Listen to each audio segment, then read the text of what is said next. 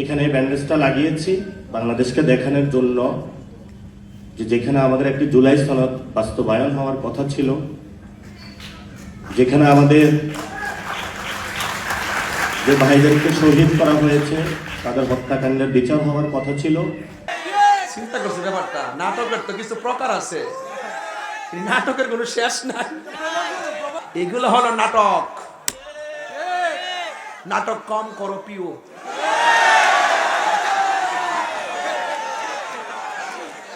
কি কষ্ট হইতেছে আপনারা? কষ্ট হইতেছে? তাহিরিরে নতুন করে বোঝান লাগতো না। সবার সাথে আমারে মিলায় না, আমি হলাম আরেক দাসের বক্তা। আমি ওয়াজও জানি, ওয়াশও জানি। এই জন্য বলছে নাটক কম করো পিও। আপনারা মুরব্বীরা বুঝছে না, ফোলামান্ডি টিকি বুঝছে।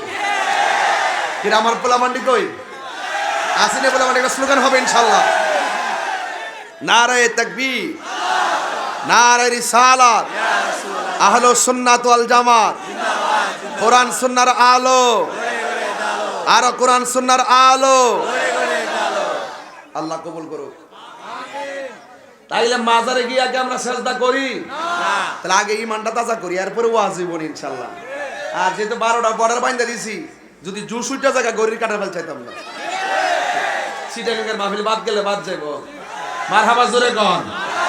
তবে আপনারা আসেননি ইনশাল্লাহ? কারা কারা নাই হাত তোলেন।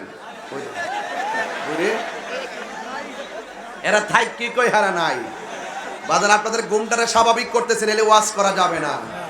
তাইলে বলেন ইজ্জতের মালিক কে? এই 2025 সালে আমরা পুরনো যা কিছু আছে সব ভুলে যাব। আমরা নতুন ভাবে, নতুন উদ্যমে, নতুন সাহস আর নতুন অনুপ্রেরণা নিয়ে আমরা সামনে এগিয়ে যাব। কথা বলেন ঠিক কিনা? 2025 সালে আপনাদের মাহফিলটা করতেছি, মারহাবা কইতেন না আপনারা? নতুন বছর, একটা নববর্ষে একটা ব্যাপার স্যাপার আছে না? এটা ব্যবসা আছে না ইনশাল্লাহ? তবে আমরা এই নতুন বছরটা বরণ করেছি যাত্রা গানের কনসার্ট দিয়ে নয়। 2025 রুকনপুর উদযাপন করতেছে বেহায়াপনা অনুষ্ঠান দিয়ে নয়। 2025 রুকনপুরের মানুষ হাজার হাজার মানুষ নিয়ে নবীর প্রেম সাগরের উত্তাল ঢেউ তুলে বরণ করেছে। কথা বলেন কি?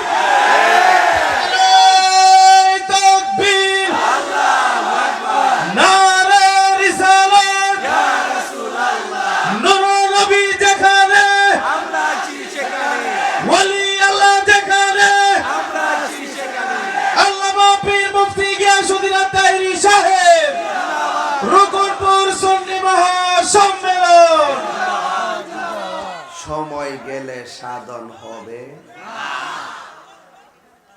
ফেরাউন বলছে আনা রাব্বুকুমুল আলা। নমরুদের একই কথা, ফেরাউনের একই কথা।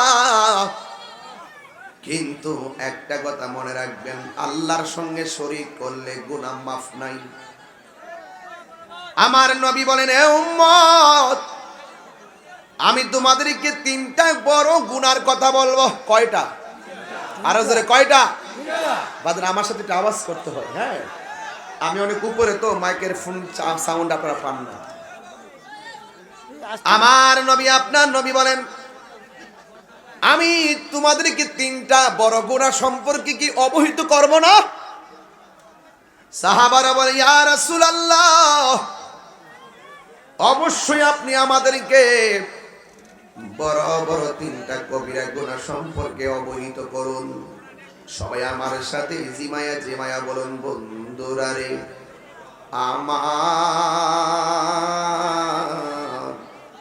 আমার রুকনপুরের বন্ধুরা।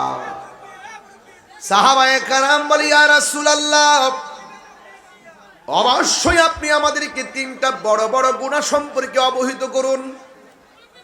আমার নবী বলেছেন, আল্লাহর সঙ্গে শরীক করা যাবে না। আল্লাহকে বলবেন না? আল্লাহর সঙ্গে শরীক করা যাবে না। আর মা বাবার সঙ্গে অবাধ্যচারণ করা যাবে না।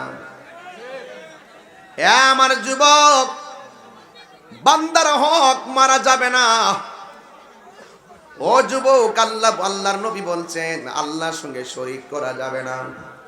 এই জন্য আমরা শাহপুরাণের দরবারে যাইয়া অলিরে অলি মনে কইরে সম্মান করি, নবীকে নবী মনে কইরাই সম্মান করি, আল্লাহকে আল্লাহ মনে কইরাই সম্মান করি, আল্লাহর সঙ্গে আমরা কাউকে শরীক করি না।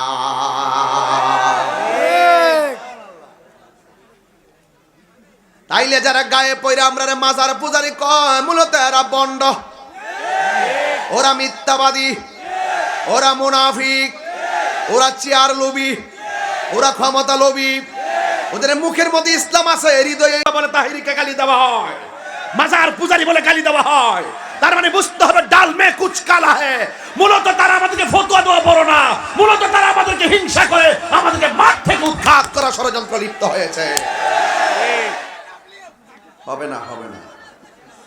তাহিরি চলে গেলেও ইউটিউব থেকে তাহিরি মুছে যাবে না, এই পোলাপানদের হৃদয় থেকে তাহিরি মুছে যাবে না। আর আমরা নবীকে যেমন সম্মান করি, জানের চাইতে কম না বেশি? আরো জোরে। এই জন্য আল্লাহ বলেছেন, ওয়াকাদা রাব্বুকা আল্লা তা'বুদু ইল্লা ইয়্যাহু ওয়া বিল ওয়ালিদাইনি ইহসানা। আমি আল্লাহ ছাড়া কারো ইবাদত করা যাবে না। ইবাদতের মধ্যে নামাজ আছে না নাই? ও যুবক, নামাজ আছে না নাই? ফজর আজান দিলে ফুলাপান মোবাইলটা চার্জ দিয়া ঘুমে যায়, এইগুলা আর চলবে না। জীবন চলে যাইতেছে, আর সময় ফিরে আসবে না রে বাবা। এই জন্য আমার নবী, আপনার নবী বলেছেন, নামাজ নামাজ নামাজ নামাজ। সুবহানাল্লাহ কেন? এই আমার যুবক ভাইরা, আমার নবী যখন শেষ শয়নে চলে গেছেন, আমার নবী আয়েশা সিদ্দিকা রাদিয়াল্লাহু তাআলা আনহাকে ডাক দিয়ে বলে, আয়েশা, আমার হাতের মধ্যে মিসওয়াকটা নিয়ে আসো। নবী পাকের কাছে মিসওয়াকটা এনেছেন। আয়েশা সিদ্দিকা বলেন, আমি দেখলাম নবী অসুস্থ, এমন অসুস্থ জিহ্বাটা লড়াইতে পারে না, দাঁতগুলো লড়াইতে পারে না। ওই মিসওয়াকটা একটু শক্ত, মাথাটা আমার দাঁত দিয়া চাবাইয়া দিয়ে নরম করে দিলাম। আর আমি যখন নরম করে দিলাম, আমি দেখলাম নবীর মিসওয়াকের গোড়ার মধ্যে নবীর কিছু থুতু মুবারক লেগে আছে। আমার জীবনে আমি কত খাবার জিহ্বার মধ্যে লাগাইছি, নবীর এই থুতু মুবারকের মতন এত মজা জীবনে কোনোদিন জিহ্বায় লাগে না। ভাই, যদি আদবের বাহিরে কথা বলেন, আমি বরদাস্ত করব না। আমি যখন একটা গুরুত্বপূর্ণ জায়গায় যাচ্ছি, জানেন যে হৃদয় বিদারক ঘটনা এগুলা, এই যে মা বাবার কথা বলবো, হৃদয় বিদারক ঘটনা, এটা আপনি যদি হাসেন, ইয়ার কি করেন, আসামি হয়ে যাবেন। দাঁড়ায় বৈশা যেইভাবে মনে চায় কষ্ট করে ওয়াজ শুনবেন। আপনি কি মনে করেন যে নবীর মিসওয়াক মুবারকটা আয়েশা সিদ্দিকা দাঁত দিয়ে কামড় দিয়ে নরম করে দিচ্ছে, আর ওই মিসওয়াকের গুড়াই রসুলের থুতু মুবারক? আয়েশা বলেন, জীবনে কত